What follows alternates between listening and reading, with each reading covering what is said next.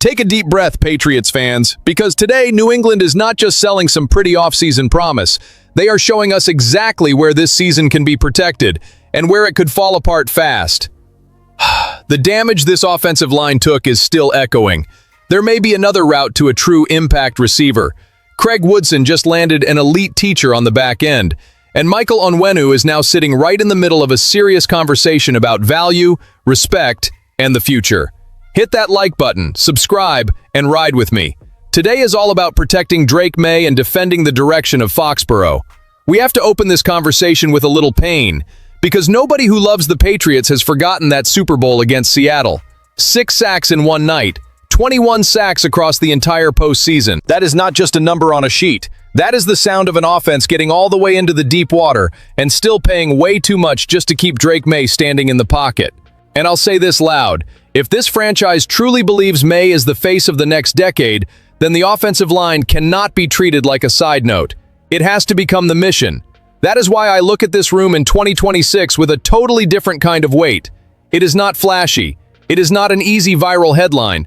It is not the move that takes over social media in 5 minutes. But this is real football. The Patriots drafted 2 tackles, added undrafted guards, reshuffled pieces, kept key veterans, and now they walk into OTAs with one season-shaping question. Can this group turn all that trauma into real stability? Jarrod Wilson moving back to center might quietly be one of the biggest changes in the whole room. He was pushed to left guard as a rookie, played way better than expected, and now he returns to his natural spot to control the communication. With Elijah Vera-Tucker on one side, Michael Onwenu on the other, and chemistry already built with Maye, Wilson feels like the kind of piece who can organize the chaos before the ball is even snapped. And then you have Will Campbell. The talent is obvious. The high draft slot tells you exactly how much the Patriots believe in him. But that MCL injury changed the story of his season. When he came back, he did not look like the same player. 14 pressures allowed against Seattle in the Super Bowl stay in your head. They just do. But Foxborough cannot live forever inside the scar. Campbell now has 1 NFL season in his body. He understands the size of the pressure. He knows that if he struggles again, the conversation about kicking him inside to guard becomes very real. That is the kind of pressure that can crush an average player or sharpen a franchise tackle. Morgan Moses gives you the other side of the picture. Veteran presence, steadiness, and security. At 35, he may not be the future, but he was the Patriots' best lineman in the playoffs. And Caleb Lomu? Ideally, you do not toss the kid into the fire before he is ready. Let him grow. Let him work in extra packages. Let him learn. Let him build an NFL body. The beauty of this rebuild is the contrast. You have Ben Brown as a reliable interior backup. You have James Hudson and Marcus Bryant fighting to stay alive. You have Caden Wallace trying to prove there is still real value in that third-round talent. You have young guys like Butler, Reezy, Rupcich, Morgan, and Crownover trying to turn practice reps into staying power. At the end of the day, a starting 5 of Campbell, Vera-Tucker, Wilson, Onwenu, and Moses has real potential to be strong. But potential does not pick your quarterback up off the turf. Execution does. Adjustment does. Depth does. And if the Patriots want to control big games again, the first message has to be simple. Drake Maye cannot take that kind of beating again. And when we talk about protecting Drake Maye, we cannot stop at the offensive line. Protecting your quarterback also means giving him somebody who changes the geometry of the field, somebody who makes the defense hesitate, somebody who forces a safety to think twice before crashing downhill. That is why this veteran wide receiver conversation refuses to go away. It just sits there. It bothers people. It keeps growing. It shows up in every debate because everybody knows the Patriots can still search for more fire in this offense. A.J. Brown is the name that gets the fan base fired up. And honestly, it makes sense. He is physical. He is dominant. He is ready. He looks like an instant number 1. But the NFL almost never gives you the cleanest road. The price could be heavy. Maybe a first-round pick. Maybe a tough negotiation with Philadelphia. Maybe another team jumps into the room and changes the entire tone. And that is where Brandon Aiyuk appears as a back-channel possibility. A different path. He does not bring the same raw impact as Brown, but he can still make sense if New England has to change the route without lowering the ambition. Owen Crisafulli of NESN put that idea on the table. If the Brown move does not come together, Aiyuk could continue hanging around as a backup option. And that is not coming from nowhere. The Patriots front office already had interest in him before the 2024 season. So this is not just some random connection thrown into the air to fill time.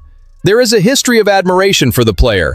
There is a real need on the roster, and there is a financial setup that lets New England be aggressive, with just over $35.5 million in cap space, according to Over the Cap. Now, I know some fans are going to roll their eyes at this. Aiyuk comes with noise. He comes with questions. He is not as safe as Brown.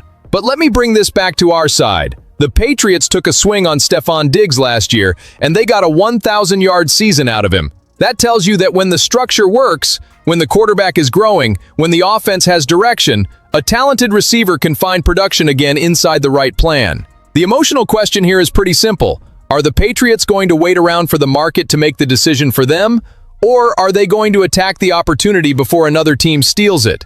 Because Drake Maye does not need pretty speeches. He needs separation. He needs a vertical threat. He needs a receiver who can win one-on-one and turn third down into punishment for the defense. Brown would be the bigger swing. Aiyuk could be the cheaper swing. And sometimes in the NFL, the difference between a good idea and a great season is refusing to freeze when plan A takes too long. There is a part of roster building that does not show up in highlights, does not explode on Twitter, and still can raise the level of an entire defense. It is when a talented young player gets a veteran next to him who has already seen almost everything. And for Craig Woodson, the arrival of Byard could be exactly that kind of quiet gift. The kind that only looks small to people who do not understand how heavy it is to play safety in the NFL. Woodson had a really strong rookie season. He showed personality. He showed ball skills. He showed that he does not hide when the game gets big. But safety is a brutal position. A linebacker can miss something in the middle of the chaos. A defensive tackle can get swallowed on a play, and most people barely catch it. But a safety? If you read it half a second late, the ball goes over your head. If you hesitate on the angle, it becomes a touchdown. If you communicate poorly before the snap, the whole coverage can open like a door. That is why his comments about Byard matter so much to me. Woodson said he knows the veteran will help him see things, help the game slow down even more, and give him keys, tools, and details once they get on the field. That is gold. That is not empty off-season talk. That is a young player understanding that talent still needs translation. Because the NFL is way too fast for players who only react. Great safeties anticipate. They feel formation, motion, tendencies, quarterback intent, split details. When the play starts, they were already 2 steps inside it. Byard brings that kind of background. 140 NFL games, high-level play, earned respect, real experience. And I love this signing because it is not just about Byard playing well. It is about him raising the room. Marcus Jones already said Byard's NFC experience, especially after being with the Bears, can help New England prepare for less familiar opponents, like the NFC North teams on the schedule. That is competitive intelligence. That is turning experience into an edge. And I want to hear from Patriots fans on this one. Do you think Woodson and Byard can become one of the most important combinations on this defense? Because to me, there is something powerful in that mix. Woodson has youth, energy, hunger, and that push of a player trying to prove he belongs. Byard has vision, calm, scars, and a wide range of experience. One raises the ceiling. The other helps organize the path. The Patriots need pressure on the quarterback. They need tight coverage. They need secure tackling. But they also need players speaking the same language before the ball is snapped. A great defense is not built only on individual talent. It is built on that strange, almost invisible trust of knowing the guy next to you saw the same thing you saw. If Byard can give Woodson that, New England may gain more than a starter. They may gain instant maturity on the back end. Now we get to a conversation that is about math, but also about something you will not find on a spreadsheet: trust inside the building. Michael Onwenu just delivered one of the best seasons of his career. He played all 17 games at right guard. He helped hold up an offensive line that allowed Drake Maye to play at an MVP candidate level. He was part of a team that won the AFC East at 14-3, and he finished as the 5th best guard in pass protection, according to Pro Football Focus. That is not just some random player asking for love. That is a core piece wanting to be treated like a core piece.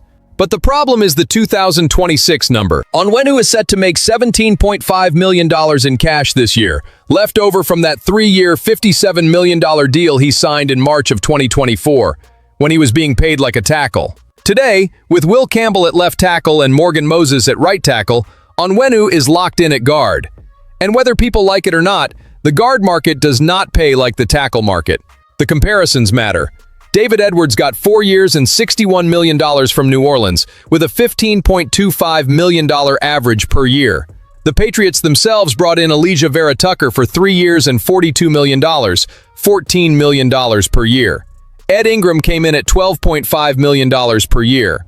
Other relevant names sit in that $10 million to $16.5 million range. So if you look at it coldly, an Onwenu extension somewhere between $13 million and $16 million per year fits the market. But football is not only about looking at things coldly. And that is where I defend the Patriots being smart without being small. Because if you spent 18 months rebuilding this line, if you used a massive draft pick on Will Campbell, if you brought in Morgan Moses, if you signed Vera Tucker, if you finally watched Drake Maye grow while protected, you do not break one of the pillars over a standoff that can be solved with structure. The cleanest answer looks like a 2-year extension, something around $31 million in new money, $15.5 million per year, folding the full contract into 3 years and $48.5 million with $25 million guaranteed. Onwenu gets real security, the Patriots get front-end relief, and the franchise keeps an organized exit path for 2028.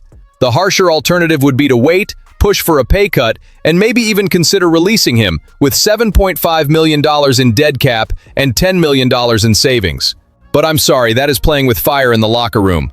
Asking one of your best linemen to take a cut after helping this team reach the AFC Championship game is not just an accounting decision, it is a message. And messages travel fast inside an organization. Onwenu is not a luxury, he is stability. He is the guy who helps Jared Wilson, protects May, brings weight to the run game, and represents continuity in a unit that suffered for too long before finally finding itself. The Patriots can negotiate firmly. Of course they can. But firmness does not have to become short-sighted. Sometimes paying the right player correctly is exactly the kind of discipline that keeps a team competitive longer. In the end, everything comes back to the same feeling. The Patriots cannot waste Drake Maye's rise. The offensive line has to become a shield, not a painful memory.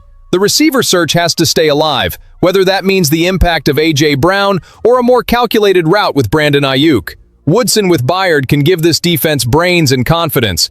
And Onwenu has to be handled like an important player, not an annoying number. That is the difference between assembling a roster and building conviction. If you want to track every signal out of Foxborough with me, subscribe, turn on notifications, and stay right here on the channel. Go Pats!